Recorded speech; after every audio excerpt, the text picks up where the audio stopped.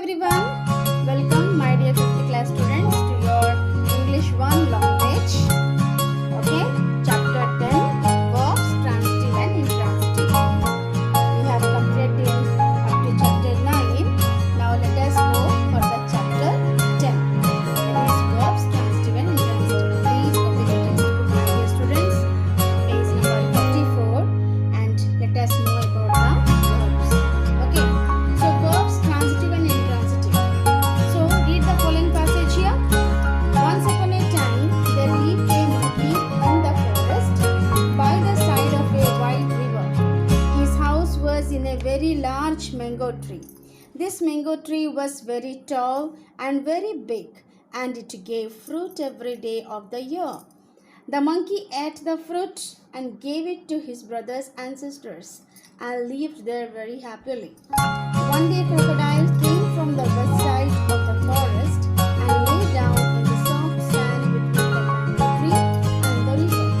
The monkey was asleep in the branches of the tree, but he heard the crocodile and woke up. "Good morning, sir," he shouted from the tree.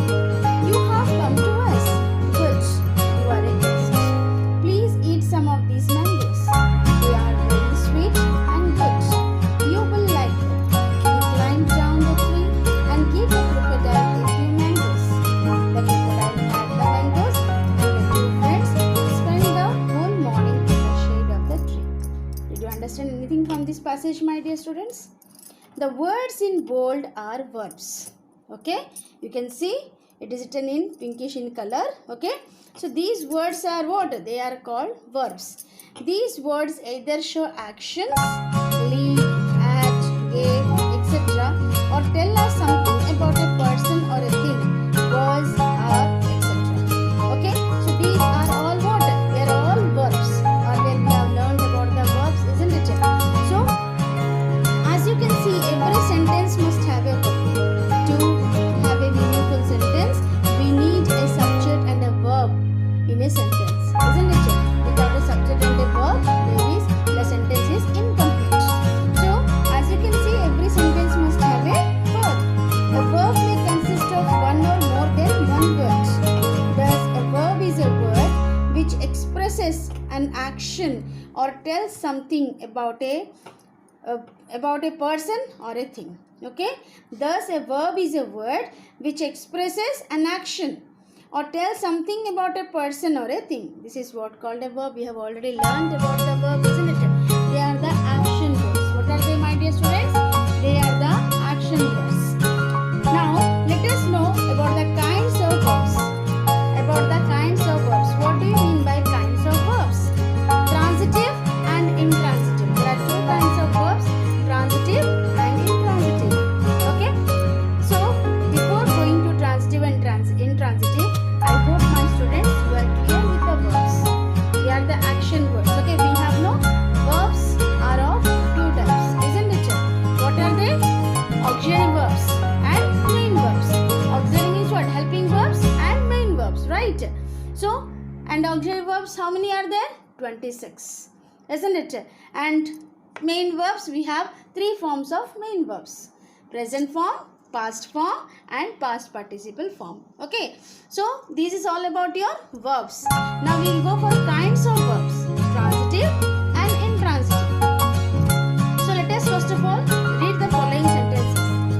Geeta wrote a letter. The children bought toys. Leela drinks milk. He learned the lesson. The dog chased him. Water boils at 100 degrees Celsius. The horse runs very fast. They will come in the evening. The boy stood in the field. The sun is rising. Do you understand anything from this, my dear? The verbs in sentences 1 to 5. It is on my left side. 1 to 5. Okay? Wrote, bought, drinks, learned, chased. Require objects to complete their meaning. They are requiring an object. The object in these sentences are letter, toys, milk, lesson, and him. Okay, so such verbs which require objects to complete their meaning are called transitive verbs. Do you understand? No? Okay, let me make you more clear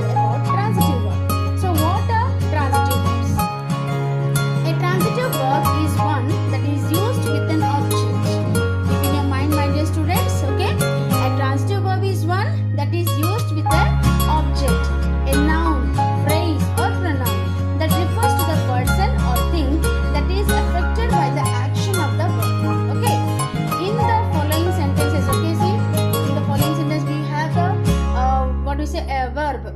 Now you have to find out the verb in a sentence. You have to find out the verb in a sentence. Unless you find the verb in a sentence, you cannot find out the object of the sentence also. So in this way, so first of all, you have to find out the verb. Then you see the verb is doing action on whom. Okay, it is doing action on whom. So when you have to put the question. Okay, you have to put the question. See, for example, Geeta wrote a letter. Okay, Geeta wrote a letter. So which one is a verb, my dear? Wrote is a letter. Wrote is a verb, isn't it? So here you put question. What Geeta wrote? No, this word wrote means what? An action word. Okay. So what Geeta is writing? A letter. Got the answer? No. So this a letter is your object.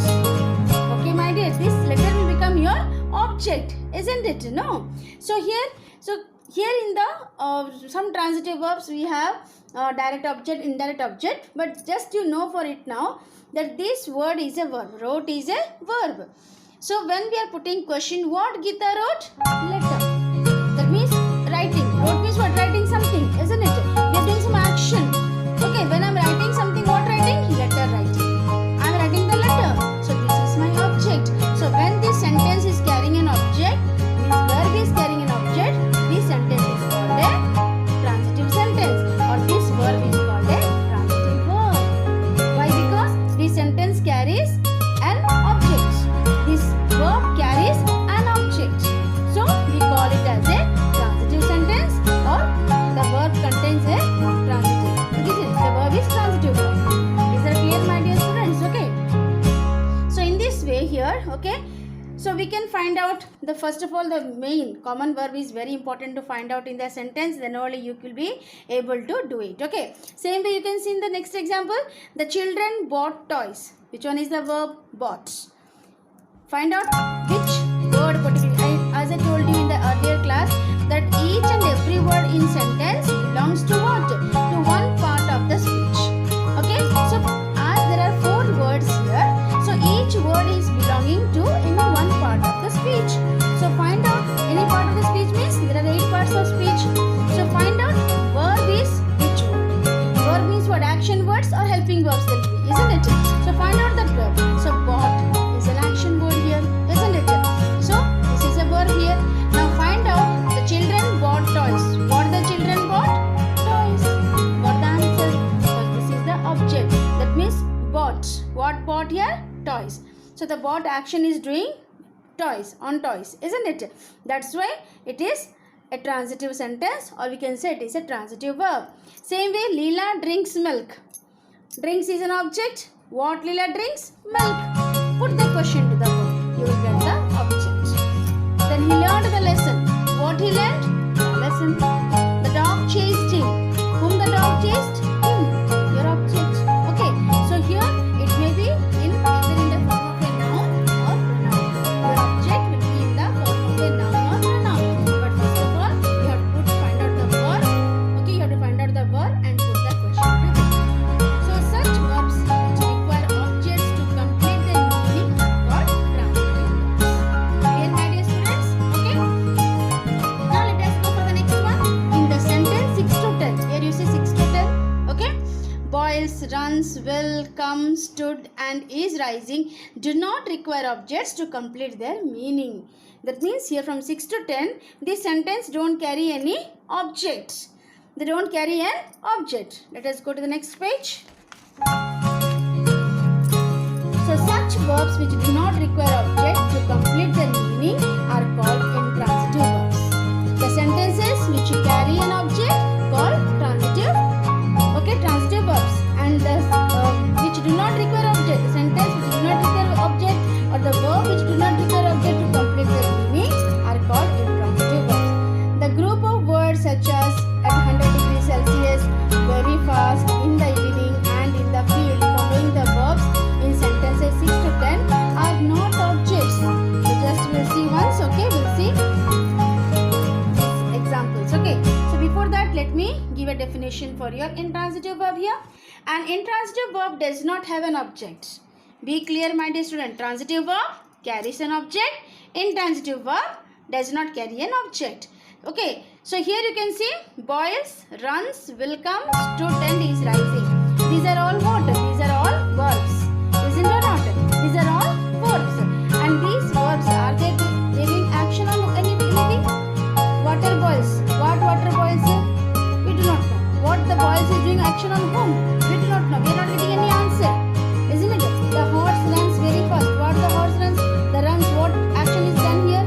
Nothing. Isn't it? So we are not getting the answer object here. So this sentence or this verb is not getting any object. So they are called intransitive verbs. Okay, my dear students. Okay. So many verbs can be transitive or intransitive also. Is there you can see. So for an example, if I say the choir sang carols. Okay, what the choir sang? Carols. It's a transitive verb. Isn't or not? Then if I say Pete always sings in the bath. Pete always sings in the bath. What sings means, if it would be given songs, then it would be a transitive verb. But it is not given